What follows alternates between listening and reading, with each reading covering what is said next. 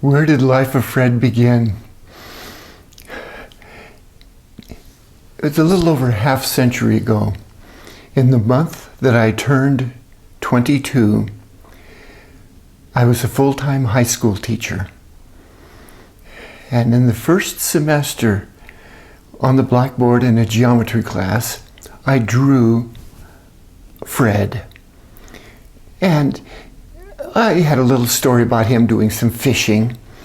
And it was fun to do. And in subsequent semesters, I added different parts to the story.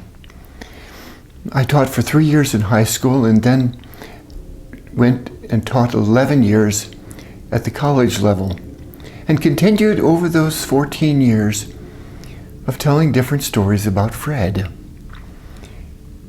In the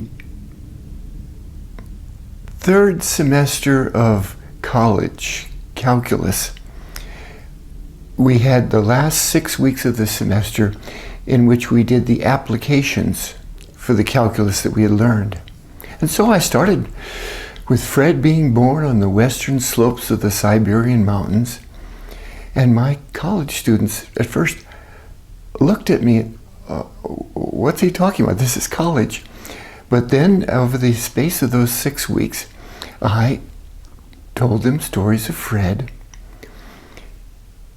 And then things would happen in Fred's everyday life. And he would then need a piece of mathematics. And then we would do it. This is so different from any other math curriculum out there. Most of them, they give you the procedure, and then they give you 30 problems to do, and then they give you the next procedure. And this slightly unmotivating to most students. In contrast with Fred, from the beginning books of Fred, all the way up through calculus, things happen in Fred's everyday life first. He needs the math, and then we do it.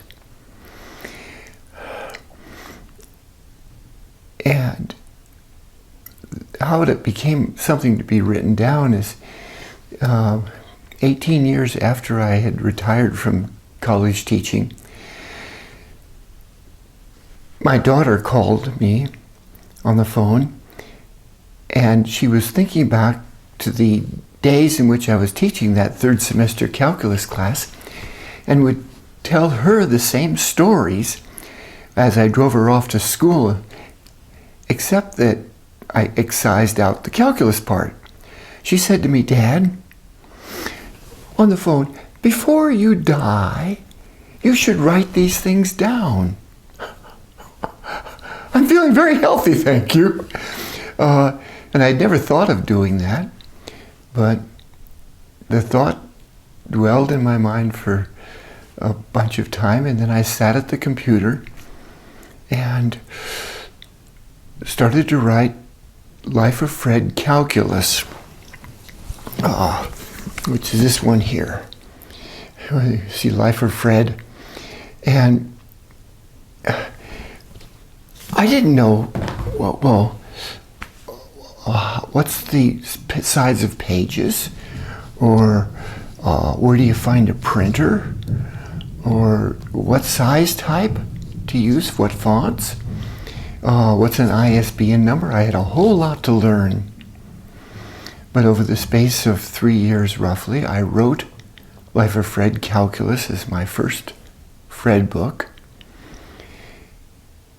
And then I wrote beginning algebra and advanced algebra. Algebra 1 and 2 is sometimes they're called. Then I wrote a whole bunch of books for kids at the elementary school level, from first book of apples, and then butterflies, and cats, and dogs, alphabetized, as you can tell, all the way up through kidney, livers, and mine shaft, A through M. And each of these books builds on the previous one, and they talk about all of the things that student in elementary school should learn. Why choose Life of Fred? Many reasons why this would be the best choice. So many beginning algebra books, for example, look all alike on the inside. You open them up and you can't tell one book from the other. They all present the same stuff in almost the same way. The only difference is which kinds of stock photography they might have employed. But there's no motivation. In contrast, the Life of Fred books offer so many things. For example, first of all, they are fun. Kids love to read them. One person has written to me that they're just off the wall. They're brilliant. They're wacky. Secondly, these Life of Fred books, I've got a bunch of them here from the beginning elementary series. They are complete. There is more mathematics in the Life of Fred series than in any other series I know. So you're not being shortchanged just because they're fun. Thirdly, they are durable. These Life of Fred books are acid-free paper. They are Smythe sewn, which means that when you open them up and the rest, they're not going to fall out in the pages. They're not just glued together. So besides being fun and comprehensive and durable, they're motivating, as I've said before, because everything happens in Fred's everyday life first, and then we do it. And they're clearly written. They're intended to be read, for the most part, by the reader, and not be read to or tutored or have to add anything else to them. We don't have any teacher's manuals. We don't have DVDs. We don't have any of the extra stuff at all, because the extra stuff is not necessary. It is so important that your children learn how to learn by reading. And as such, these are the excellent opportunities, because it prepares them, if they learn how to learn by reading, for college and for all of life beyond college. Most of the stuff you learn in college isn't learned by the lectures, so these guys come in half prepared. What you do is learn from the books. And this will prepare your children for their adult life. Lastly, they're cheap. Publisher wants to say they are inexpensive, but the words are they are cheap. Beginning algebra books, $39. It contains all of the first year of high school algebra. I looked on the internet recently. You just type in textbooks, beginning algebra, and I found, I think it was 14 of them that were real textbooks that covered beginning algebra. 4 of them, I think, were paperback, and all of them were over $100. In contrast, Life of Fred is $39, and we pay the postage.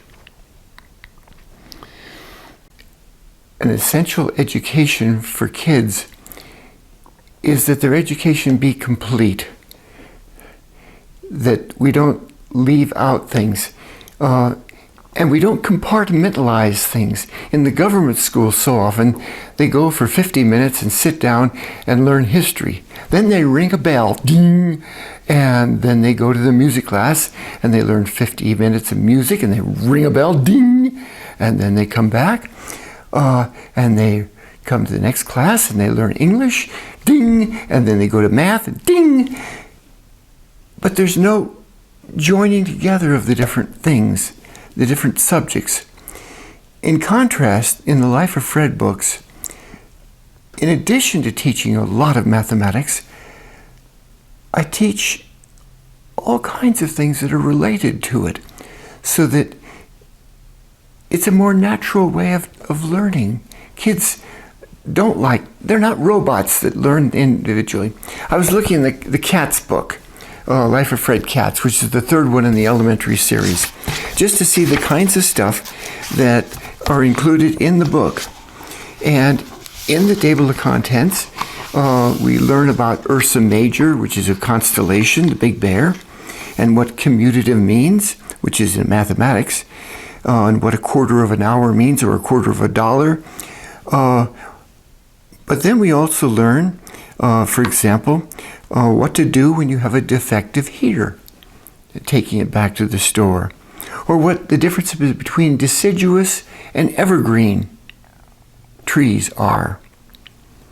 Did you know that baby teeth are called deciduous teeth? We learn the 4 basic emotions in the Katz book, and what right angles and orthogonal lines are in preparation for later working in geometry, or what it means to be 20 minutes to 3 o'clock. We learn about Ferdinand Magellan, the explorer, or in geography, the Mariana Trench. And we learn about let's see what's here. The vowels, A, E, I, O, U. And then I list the 23 vowels, 23 words rather, that don't contain a vowel, out of the 500,000 or so in English. Very few words lack A, E, I, or U. We learn about place value, of course, up to millions, and a little bit about the Morse code and the 4 major oceans of the world, and prepositions from English, the metric system. We name the 3 countries in the entire world that aren't metric. That includes, by the way, the United States. And what mathematicians do, ways to get into a better mood, and dividing things into different sets. This is just all in the Katz book.